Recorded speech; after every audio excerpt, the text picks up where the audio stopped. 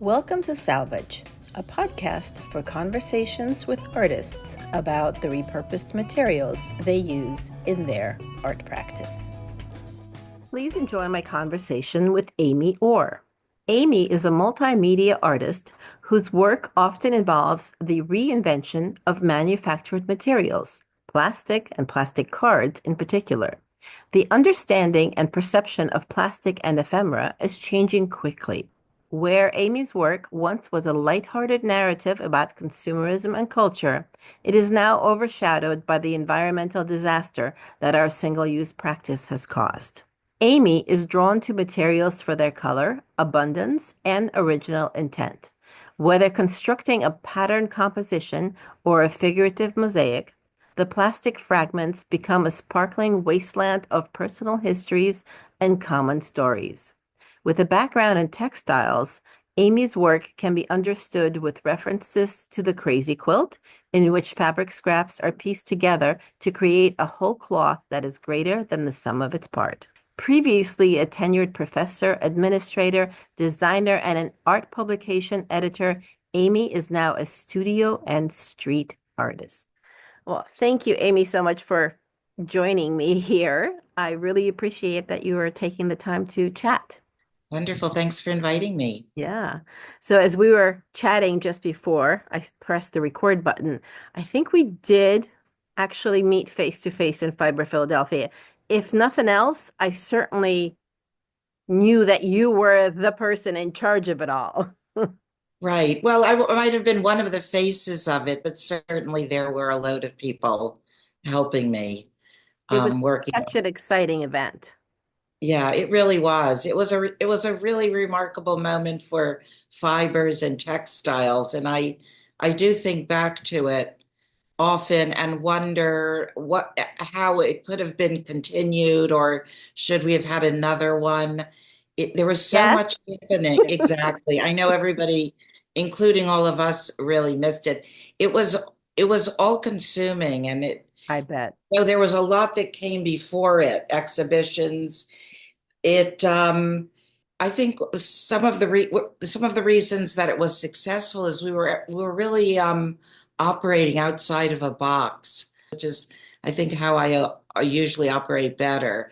And that is we were affiliated with every organization in the city and all the educational institutions, but we ourselves were really completely independent. Oh, I didn't realize that because I think there was also a SAQA conference during that. Absolutely. So we hooked everybody in, but we weren't operating out of any organization ourselves. We were collaborating with every organization Oh, and okay. every venue, but we really had the freedom to create anything we wanted, anything we were able to. Hmm. If we dreamt it up, I was putting it together with Bruce Hoffman. Right, right. And he was really well known. He had been a curator and gallerist at Snyderman Gallery Yes. up until that point. And so we had different parts of this whole picture that we brought together. Yeah. We just Well, brought and a you lot of did a stuff phenomenal really job well. because this was what, 2012? 2012, Fiber Philadelphia Yeah. 2012. Yeah. I vividly remember, it was my group of friends that we're still fiber friends. Well, we're more Yes. than fiber friends, but Yes. that's how we started as fiber Right. friends. We all bunked together in the hotel room. We attended the SAQA conference, and then we Mhm. just bopped all around Philly looking at all these amazing exhibits. Right. I don't think we could do it today in Philly. Look, I mean, there's so much going on in Philadelphia now, as you know, as in most cities. I mean, it's just grown way beyond what we saw in 2012. It's just a whole different scenario. I mean, University of the Arts, which was one of our arts organizations, has closed. The Right. whole gallery scene is very different. Right. The Snyderman Gallery is gone too, right? Snyderman Gallery's gone. There certainly are some very wonderful galleries. I think the way that artists market their work now has changed so much in 12 years. Yeah. Well, I guess You that was know, really 13 years. pre-social media, really. It was pre-social media. We Yeah. just had ourselves together enough to get all our information online. Right. It Yeah. was really the very beginning of just organizational presence online. Yeah. Yeah. It certainly helped us a lot being able to do that, being able to get the word out that way for the Right. first Yeah. time. No, there was definitely websites and all of that, but I think I might have been on Facebook already by that point. I don't think I was on Instagram. So that part, the whole Right. social part was just beginning, but yeah, the websites and all the information and yeah, it was phenomenal. So thank you for It organizing was it way back fun. It then. was great. It was really one of the highlights of my professional and art life. Oh, Certainly. It really was a wonderful coming together and a collaboration. And I do think that that is something that I've always really valued. I work independently as an artist always, yeah. but at the same time, I do understand how much collaboration can benefit everybody. Oh, absolutely. We can get so much more done that way. Yeah. Yeah. Yeah, And there's such joy in collaboration. such joy Yeah. in having people on whatever level to work with. And I think now one of the things that I really enjoy now, and you mentioned, is being able to have art critiques or groups of friends that I get together with, Hmm. and we're all in our studios. That's true. Thank you, Zoom. Thank you, Zoom. That really came out of COVID, didn't it? Yeah. I mean, it was For around me, it did. before. Yeah. I Yeah, remember being on, I don't even remember what the context was. I'm sure it had to do with art, but I remember being mhm. on Zoom calls. But Yeah, it really, I mean, that really took off. And I hope it's not going anywhere because it's fabulous. I mean, look, we can talk fabulous. face to face. That's right. Yeah, it really is. I'm really comfortable working this way. Yeah. Yeah. It's a, it's definitely a gift. Yeah. Yes. All right. So I'd like to take you back, if you don't mind. Were you an artist as a kid? I was an artist as a kid. I was an artist and a recreator of found materials since I was young, really. Really? Oh, Yeah. wow. So As what I kind of art did you make as a kid? well, as I listened to some of the other podcasts that you've put together and other people have done, Hmm. we all come out, we're all these little kids that were really best at art and maybe not so good at other subjects. Yeah. And I wasn't, school wasn't impossible for me, but art was really where I excelled. Hmm. So from very young, even like kindergarten, I was the art kid or one of the art kids in the Hmm. class. And that was my identity. Yeah. Um, Certainly, I think my mother was not an artist herself. She was one of three sisters, and they were all collectors, and they were all really appreciated textiles. One of them had been a weaver, Oh, an wow. occupational therapist, home ec teacher, all things that have to do with sewing and Hmm. making and appreciating textiles. Yeah. And my mother was just the appreciator. She was more of an, appreciator of clothing and remaking clothing, Hmm. thrift shopping. Yeah. So We need the all the appreciators too. Absolutely. Yeah. And so there was always an abundance of materials, Hmm. of fabrics to play with. Uh-huh. And when you went to school, what kind of art did you do then? Well, certainly drawing.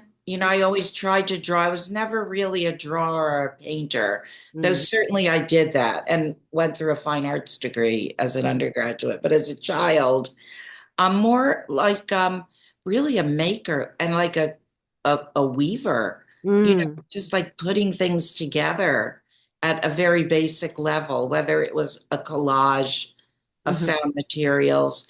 For some reason, roofing tiles keep coming back to mind as something that Really? I had on the like black, some or old pieces of wood Uh-huh. that, made it into the house, probably through my mother. Hmm. and just painting on top of something else besides paper. And even the paper was like printer paper, old printer paper. Mm. So even when we were working on pads of paper, they were, things that had already gone through a computer and Hmm. we were working on the backs of them. Oh, okay. Gotcha. Yeah. Yeah. Oh, So, I remember the printer cards.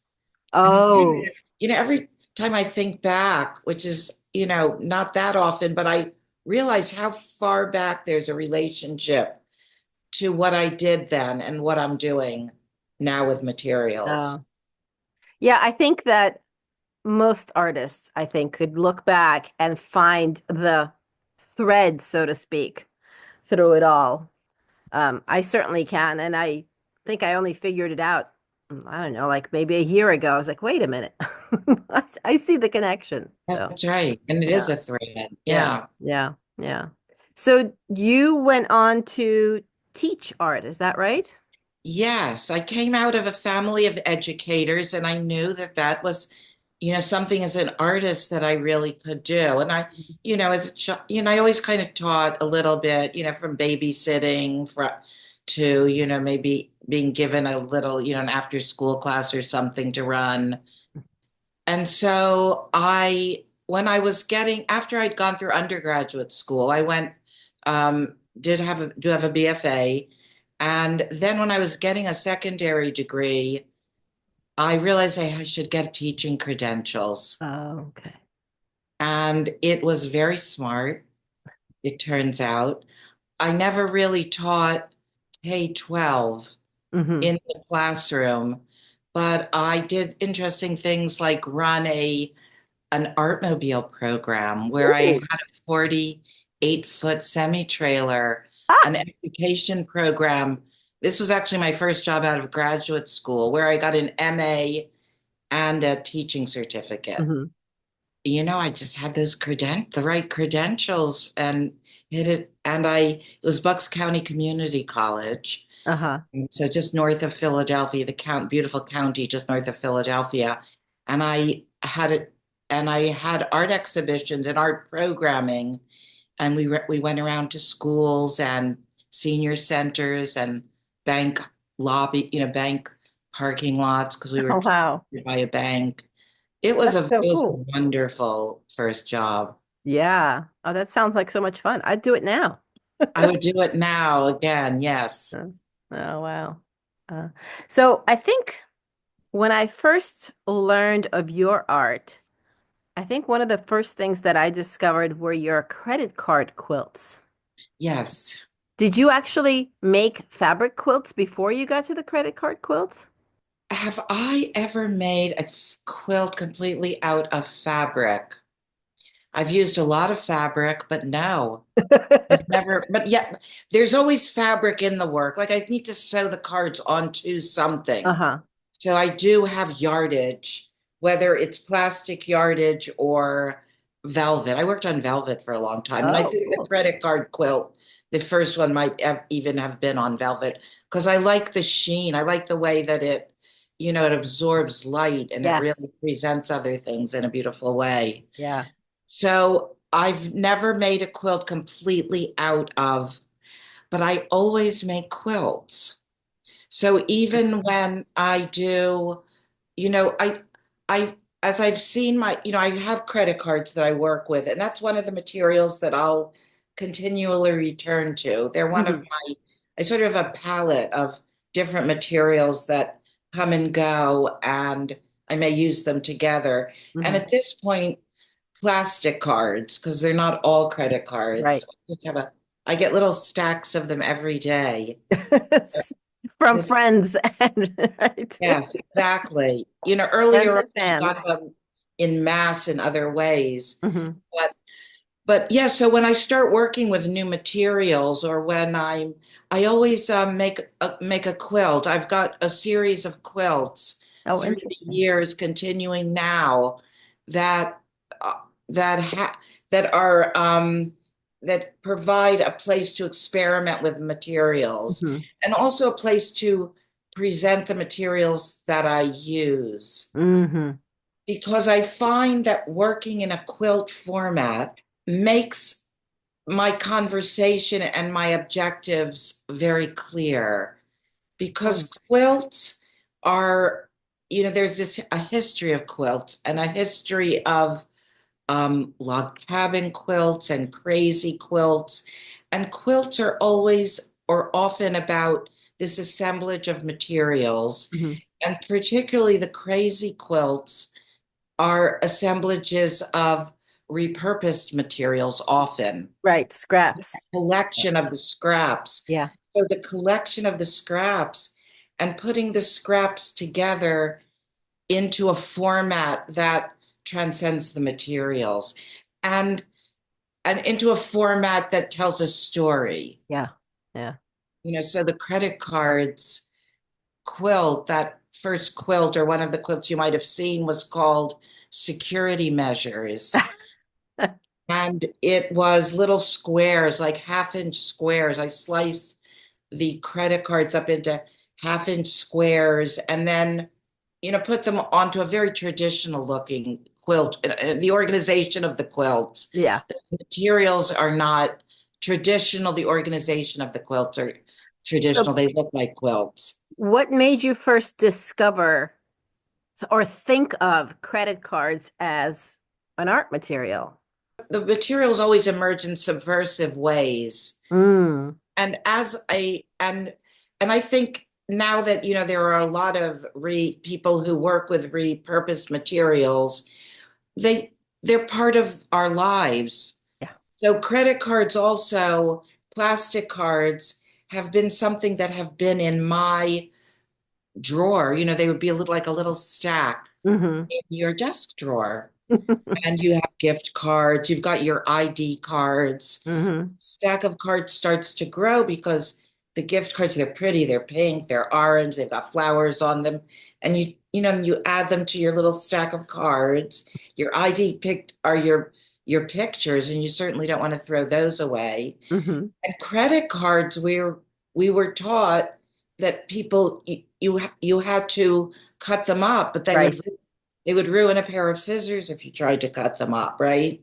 True. Once you had the right, or you put them through your paper shredder and you jam the shredder. And so that was a story about how we're supposedly saving our identities or protecting our identities by cutting these things. And then my work is also always a story of like, oh my God, why? Why would I do that? And I do it for the same reason we all do it, is the process. Yeah. That Yeah. stitching process is the story, and it's also my meditation. Mm. It's what we do. That's why we do it. Yeah. So okay, I have to ask while we're on the subject, how do you stitch credit cards? I have to drill a hole or Uh, poke a hole for every single stitch. oh, that is labor intensive. Wow. That's right. With an awl or a Dremel tool or something? All of those things. I have a Dremel right here. I have a drill press in my studio, so I can just do it faster. Oh, a drill press. That I didn't even know such a thing existed. And they exist in all sizes. There's even a drill press, just, just so you can do it faster and you don't have that wobbliness of your hand. Yeah. And even the Dremel tool has a little drill press contraption that you can buy so that you could do it. So you can do it a little faster and handle it a little bit better. Hmm. And cutting credit cards, that's tough on your hands. I've had one carpal tunnel repair, Oh. and I do need to do the other one. I'll do it as soon as I catch up with whatever else.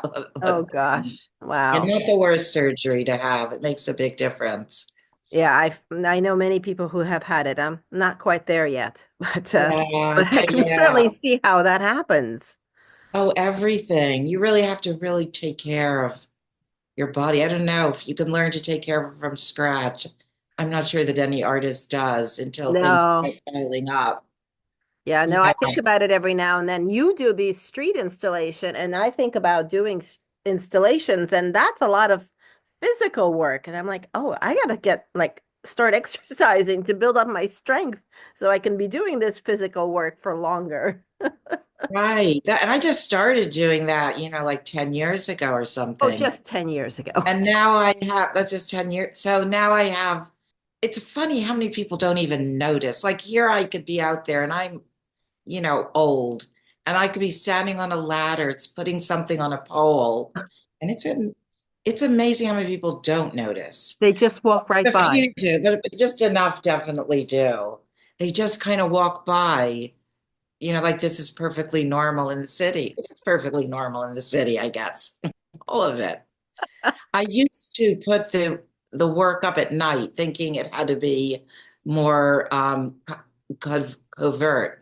You Oh, know what I mean? because like, yeah, because you're I- not getting any permission, so to speak, I'm for it, not right? getting any permissions for it, but the whole scene everywhere. First of all, Philadelphia is always a very art-friendly city. Hmm. If you were putting things on the right places, or not the wrong places, you were allowed to do it. There's art all over the So city. what would be the wrong place? The wrong place would be at the time any like a federal mailbox, Oh, okay. right? You don't want to go onto mailboxes. Certain street signs, certain poles in the street. For instance, it is my understanding. I've had my work taken off of stop signs, Huh. but I see other people's work that is stayed up on stop signs, so I'm Yeah. not really sure. I think everything's just sort of breaking down, and there's a lot of art around. As Yeah. long as it's playful, as long as it's playful, it seems to be okay. How did you get started doing that? The street art, I started thinking about it really when I was part of a group of fiber artists that we had a residence, not a residency, what's the right word? We were in a working artist group for mural arts. Oh, okay. The another three people and me, and brilliant artists, and our job was to come up with ideas for a monument for the textile industry. Oh. Philadelphia has a huge history in textiles. It's not really being told anywhere yet. And some sort of a monument that would really show that history Mhm. and more, commemorate it. That was really the time I started looking outside and I started looking at street poles. And they're just blocks with a million different signs. Yes. And they're all bent in different ways.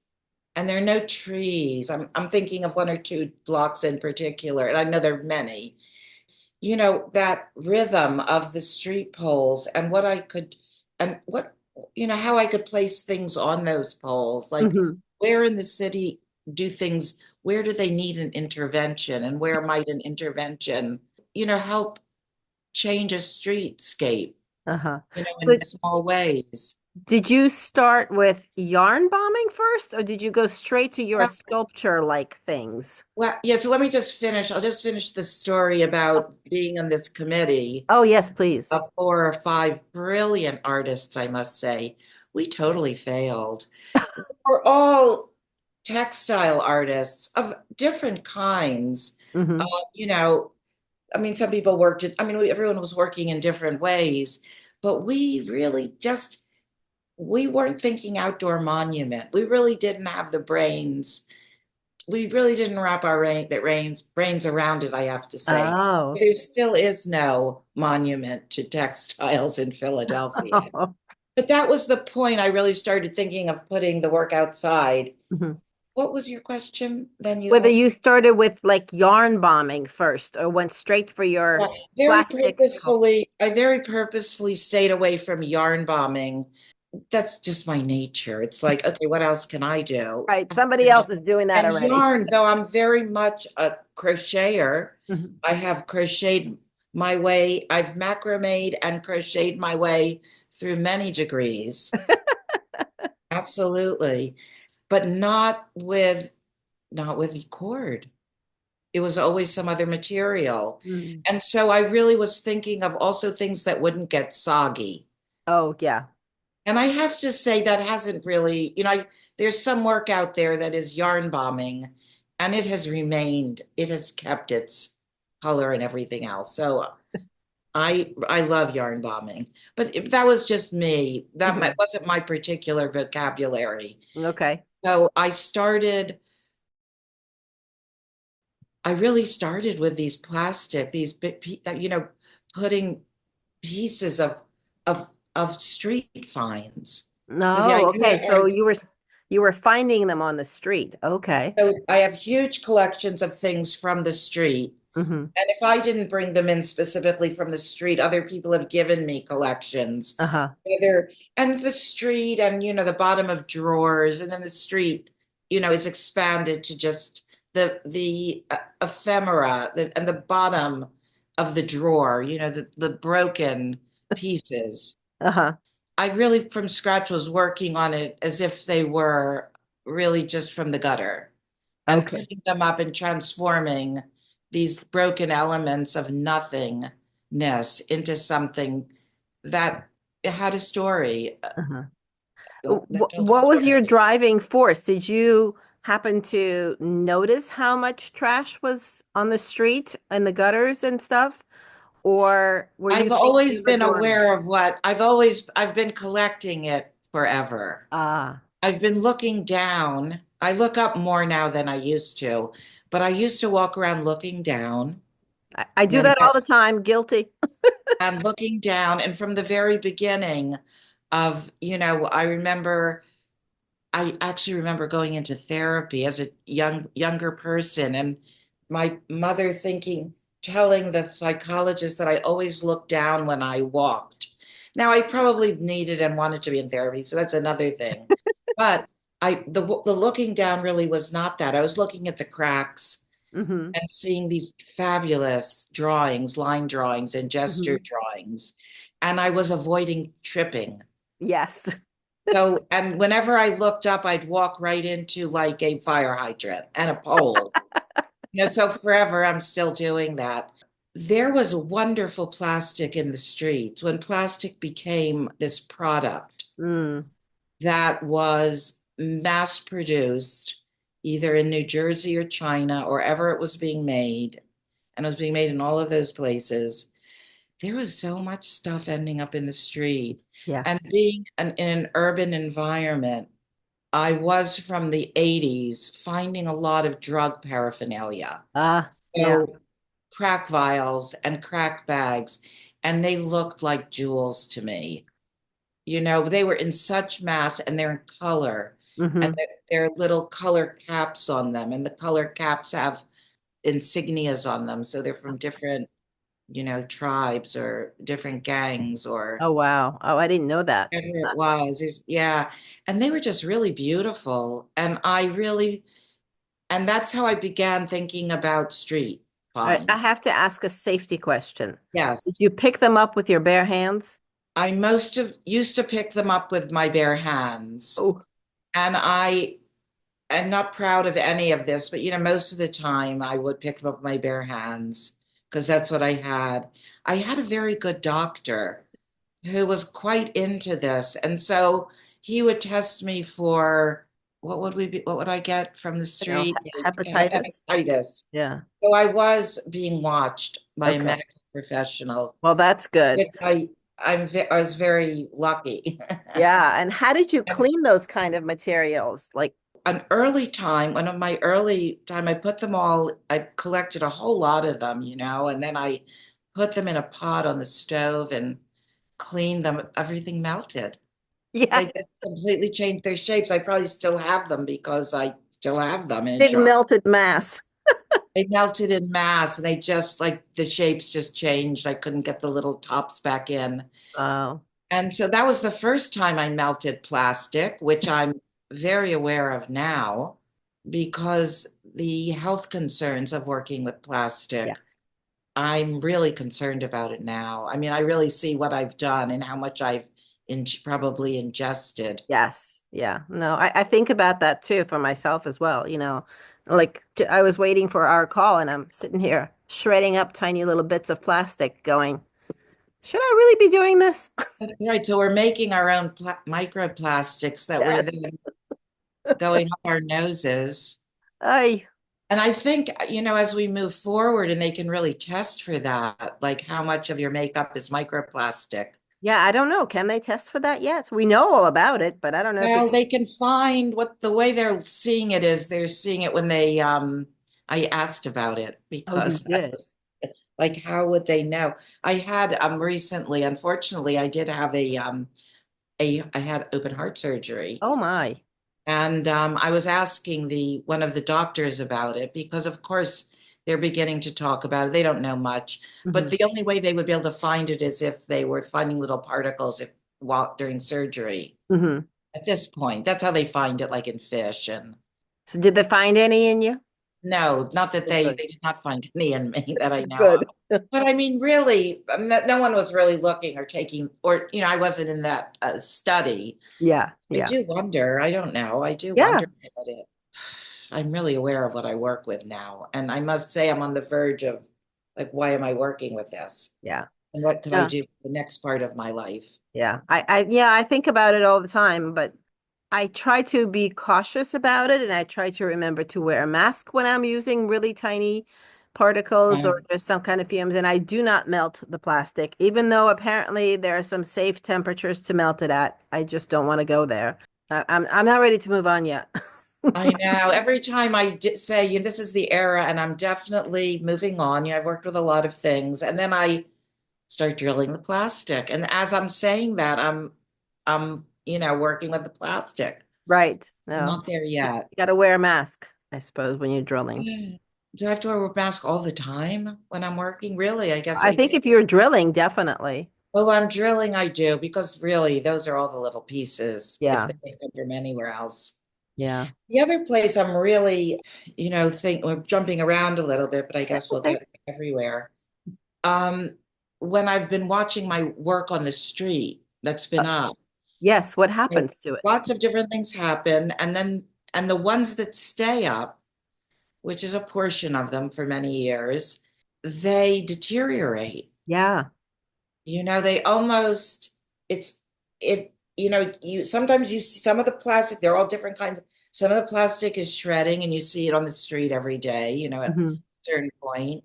And some of it just seems to go whoosh in the air like plastic balls, like what would have been a plastic ball or beads, seem to just get smaller and smaller and smaller. Interesting. Huh. Yeah. So each kind of plastic is definitely breaking down in different ways. Yeah.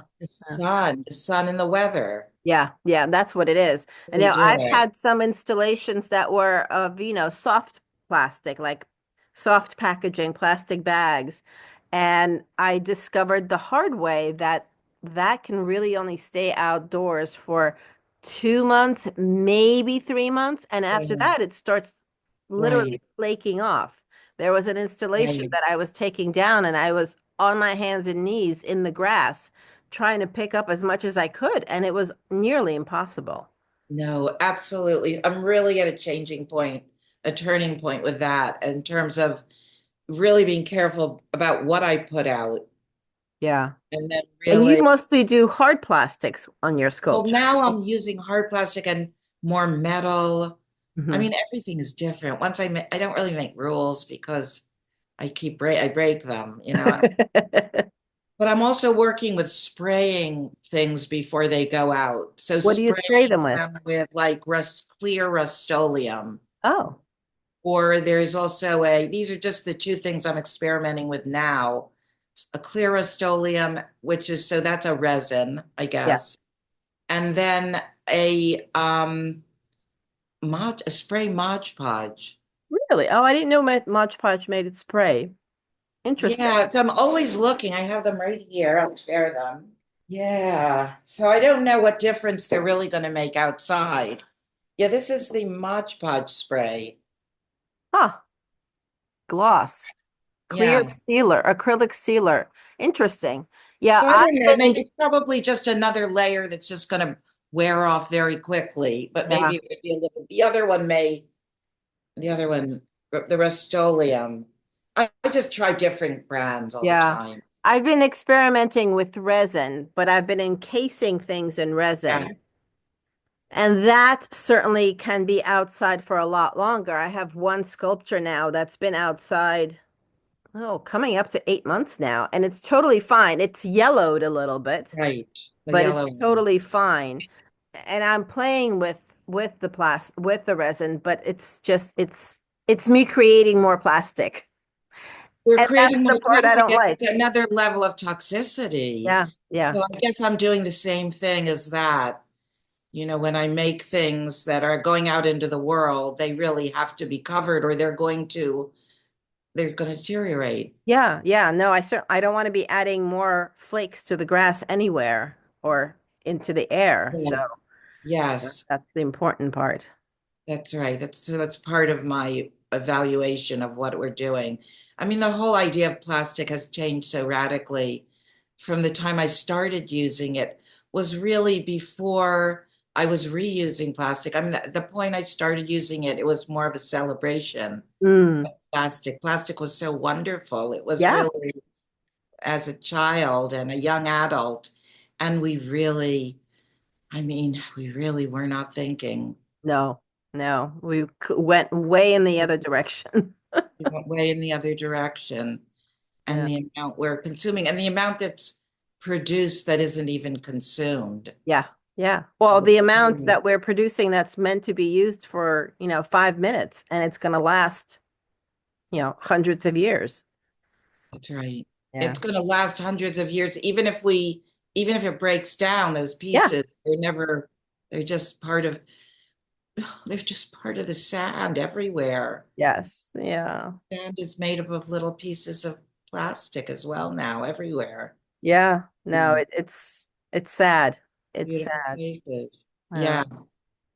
Yeah, There we went down the sad path. we went It down was that. inevitable, I suppose.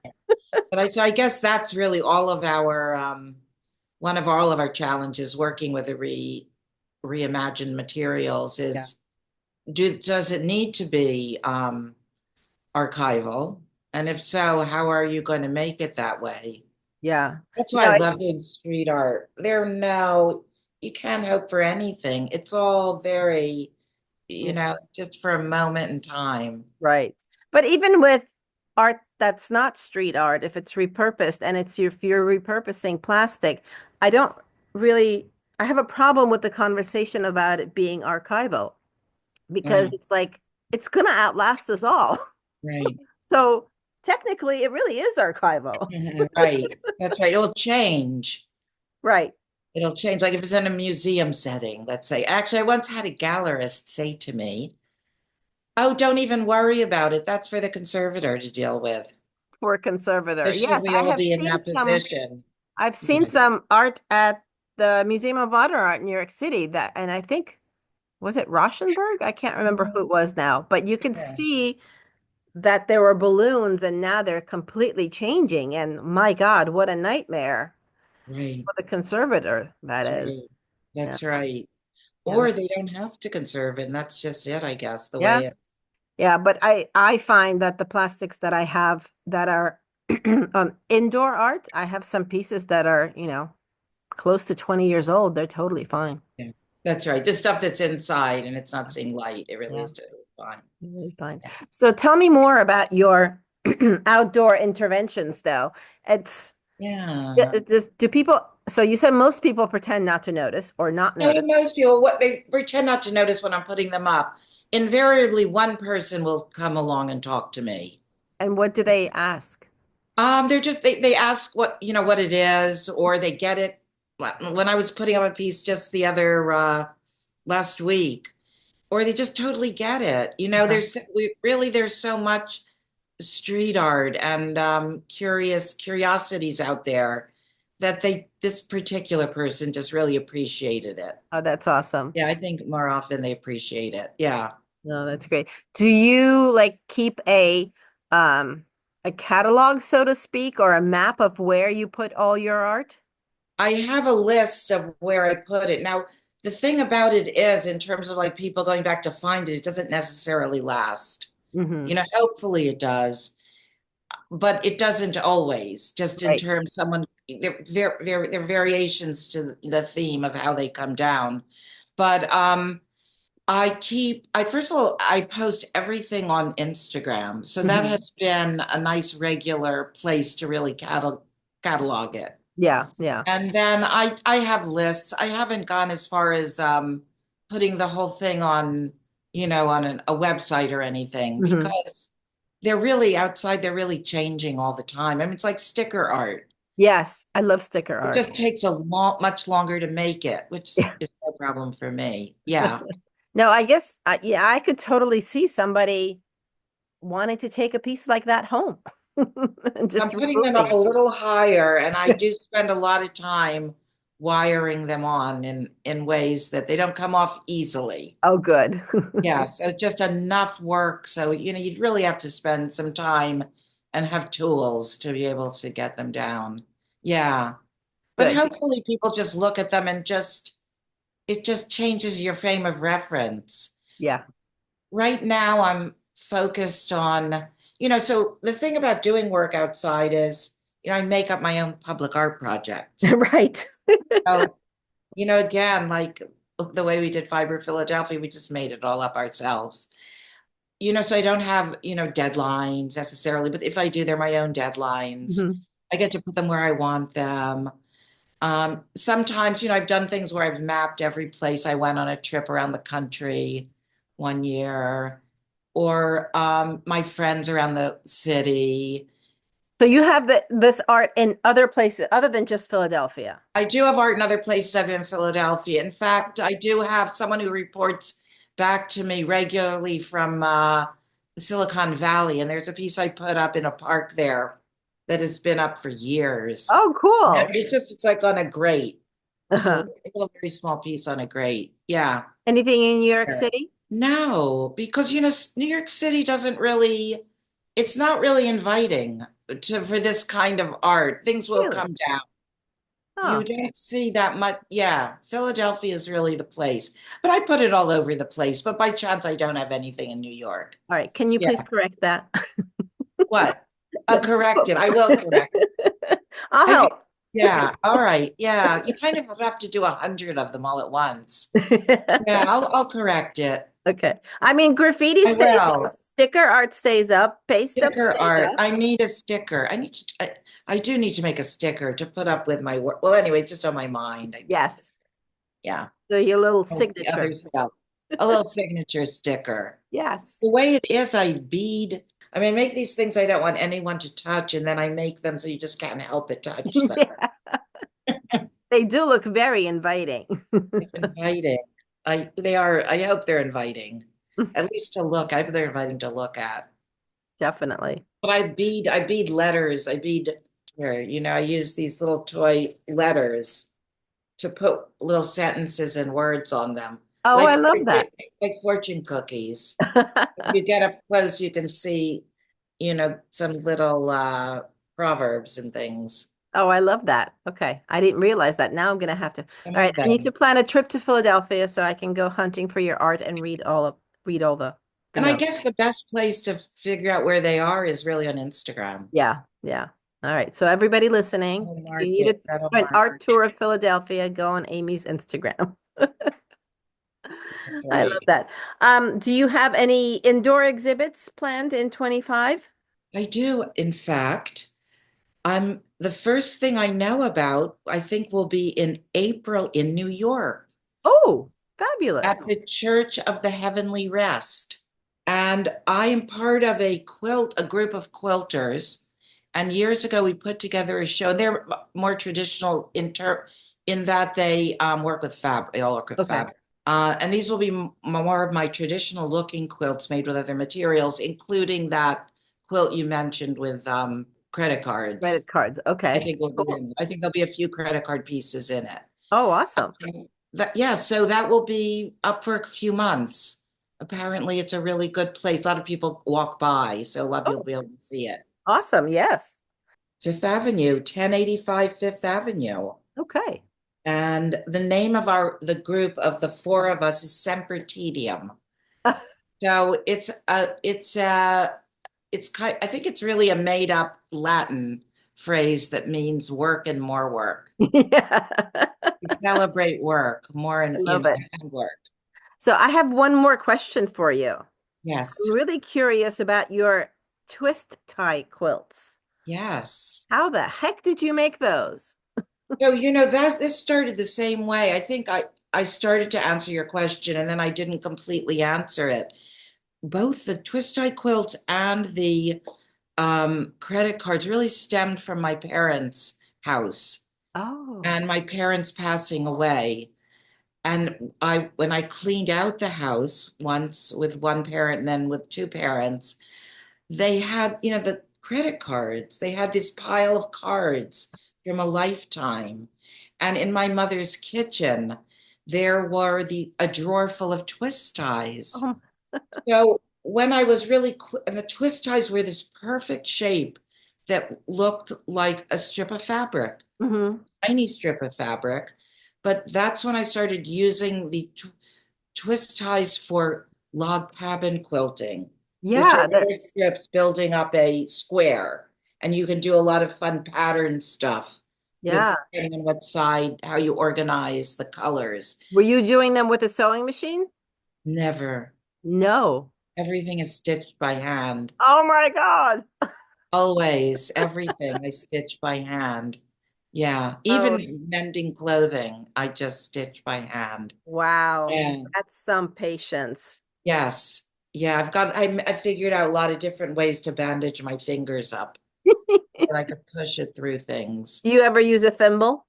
Always. Oh, me too. Oh, yeah, I feel different like kinds of thimbles. I can't sew without one. Like I have to have it on. Absolutely. That's right. I have to have it on. It feels good. Yeah. Yeah, It's that's like right. now I'm set. Now I can do this. And if I Yeah. don't have a thimble and somebody asks me to sew something, I'm like lost. I'm like, wait, I can't do this. Yeah. Yeah, exactly. When I started working with the twist ties, one piece and then another, and I think I did about seven twist tie quilts in the end. Wow. All right. Oh, Where did you get yeah, your mom's drawer must not have had enough twist ties. it didn't. So I started buying them. Oh, okay. You can buy boxes of Yeah. everything. Yeah. Yeah. Yeah. So the first things are, but that's one of the only things I've bought that I've needed more Mhm. of. Yes. So I still have a lot of twist ties. If there's anyone out there who wants the twist tie collection, I will pass it along. Okay. Good I'm to not sure know. that I'm going to work with them, in that vein, in that abundance again. Yeah. So sometimes you got to put stuff to the side. You move on. Well, I haven't done that, but I want to. Yeah. So I'm in that place now where, I have a lot of stuff that I probably won't work with again, Mhm. but I don't know what it is. Yeah, unless you have to like move and downsize, it's hard Right. to make that decision. So I moved and downsized, and I still didn't make the decision. I have a lot of supplies, but you just have to have them. As an artist, you just have to. I'm looking around at them. No, I Yeah. have a lot of supplies too, but I did downsize. I kind of was like, most of the things I gave up when I moved was my fabric stash. Mhm. It wasn't that big to start with Yeah. because I had already been using Right. less and less fabric. So I just, aside from my big box of scraps, which I thought there was something precious in it, and I still use it every now and then, other than that, I gave up like all my bigger pieces of fabric. I'm amazed by you. I'm trying to do that. Haven't done that yet. Yeah. Well, I'm quite sure they have reuse places like a Yes, material they for the do. arts kind of places in Philly. So Absolutely. you can always donate it to them and then That's go right. back and get it if you still need it. That's right. No, exactly. By giving things up, it's like getting rid of clothing. You just gives you space to find more. Yes. Yeah, I did have one scare. I was moving out of a big house and into a smaller place, and for a year I could not find my bone collection. That's Bone. my bones, all kinds of bones, but mostly chicken bones. Chicken bones are one of the materials that I work with, and I think Really? that I might return to. all kinds of bones. They seem like they strike me like scraps of fabric. They're the scraps of animals. They're the remnants Huh. of animals. So are And these chicken bones from chickens you've eaten? chicken soup, we used to, in the family, my husband and son would complain about dinner being art. We'd have to clean the bones off of their mouths really well, would be the requirement. And they wanted to leave art aside at dinner. That's awesome. So have you made art with these bones I before? have. I've done a few quilts with them. Oh, I have to, You'd be able to I see missed them. those somehow. Yeah, I've done a couple of quilts with them. One of them, after Hurricane Katrina, I made a quilt with wishbones, Mm. black velvet and wishbones and red beads. Ooh, And another one that says "Home Sweet Home" out of chicken bones. Because there's chicken in every culture, that's true. whether we're eating them or they're our pets or, yeah. And we all have chicken recipes. So it That's was true. that commonality of chicken soups. I love that. So do you know yet what you're going to be making with the next set of chicken bones? I'm thinking more vessels. Ooh. I'm thinking more sculptural. Oh, Things I'll return to things I've done. yeah. That's what I'm imagining. And fish bones and things. Yes, all of that. Oh, Mix well, up. that They're should be interesting. beautiful. Beautiful. They're white and they get beautifully bleached out in the sun. They're sort of translucent They too. can be kind of translucent. The fish, Yeah, particularly, the yeah. body parts. Yeah. So that's See, where I'm hoping I move from the plastic, but I'm finding it very hard to transition. I yeah, haven't really so many figured beautiful colors. too many beautiful colors. I know. It still draws me in. And Well, also the messages of the plastic. There's so much more to say.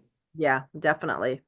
Especially, yeah, in the year that we're in and the crisis that we're in, the climate crisis to start with. Right. Well, Amy, thank you so much. This has been a fascinating conversation. I love it. I can't Great. wait to see your chicken and fish bone vessels. Oh, yes. Okay. After the summer, that's where I'm moving. I mean, they really could go out on the street too. I'll get back to you on all of that. Okay. All right. Great. Thank you, Galia. Yeah. Thank you so much for being here for this conversation. It was fascinating. There's so many things that I have learned about Amy's work, and to think that I thought I knew it. I can't wait to discover more. Thank you for being here. And as you may have noticed, the doors to the Repurposer Collective are open. So jump on in. It's Earth Month. Please join us. If you'd like to learn more about my artwork, please take a look at artbynatalia.com. If you'd like to learn from me, please take a look at ecoloop.art. Thanks for being here. Please rate and review this podcast and share it with everyone. I would love to get more ears and eyes on it. Thank you so much. I would deeply, deeply appreciate it. This podcast was created, produced, and edited by me, Natalia Korover. Theme music by R.C. Gaida.